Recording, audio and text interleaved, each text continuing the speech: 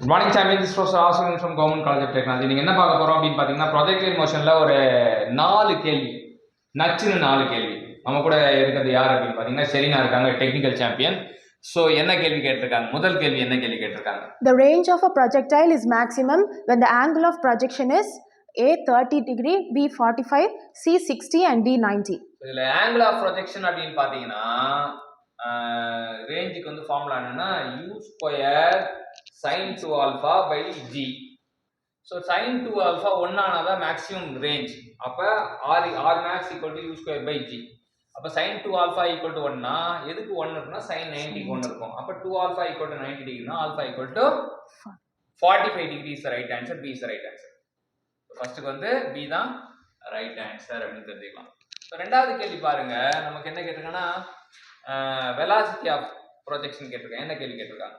If the velocity of projection is u meter per second and the angle of projection is alpha to the power a, the maximum height of a projectile on a horizontal plane is u square cos square alpha by 2g, u square sin square alpha by 2g, u square tan square alpha by 2g and u square sin square alpha by g. So இங்கே ஒரே ஒரு option மட்டும் g இருக்கு, 3 ஆப்ஷனுக்கு 2g இருக்கு. So ஆட்டோமேட்டிக்காக இவன் rejected. ஏன்னா வந்து வெலாசிட்டினாலே வந்து கீழே 2g தான் வரும். வெலாசிட்டினா 2g வரும்னு வச்சுக்கலாம்.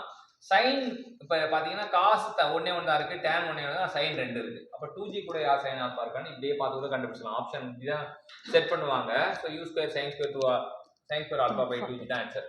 என்ன நடந்திருக்குன்னா வெலாசிட்டி காம்பனண்ட் வந்து சைன் காம்பனண்டாக மாறி இருக்கு. U is replaced by the U sin alpha. அதனால வந்து U² sin square alpha by 2g வந்துருக்கு. இது சூப்பரான கொஸ்டின். வெலாசிட்டினா 2g கீழே வரணும், U² sin square alpha வரணும் தெரியும். அடுத்தது மூணாவது கொஸ்டின்.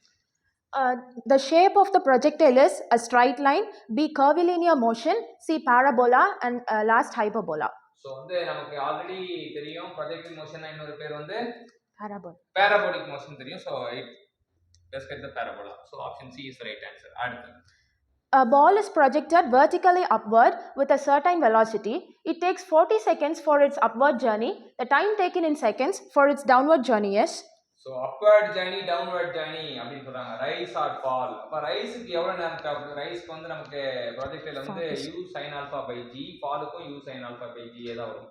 இங்கே இதுக்கு 40 செகண்ட்னா அதுக்கும் 40 தான். ஸோ நல்லதும் கெட்டதும் சரிசமமாக இருந்தால் தான் பேலன்ஸ் ஆக முடியும். ஸோ ரைஸுக்கும் ஃபாலுக்கும் அதே தான் இருக்கும், 40 செகண்ட்ஸ். அப்போ 40 is the right answer.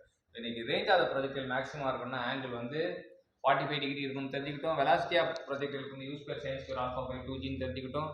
Parabola ப்ரொஜெக்டரோட shape வந்து பெரபோலிக் மோஷன், பெரபோலா அப்படின்னு தெரிஞ்சுக்கிட்டோம்.